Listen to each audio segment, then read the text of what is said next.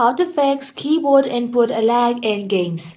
Hello everybody and welcome back to our channel. So let's get started without any further ado. For that, first of all, you want to go ahead and right click on the start button, then simply tap on device manager. Inside here, you want to go ahead and expand the keyboard, then right click on the keyboard and then tap on update driver.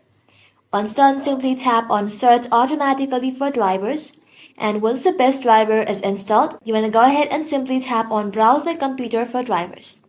From here, simply tap on let me pick from a list of available drivers in my computer.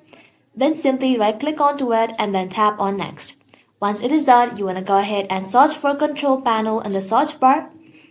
Once you are inside the control panel, select keyboard. You want to go ahead and copy this setup right over here. And once done, tap on apply and then tap on OK. That's how you can do it, guys. Thank you all for watching the video till the very end and stay tuned until our next upload.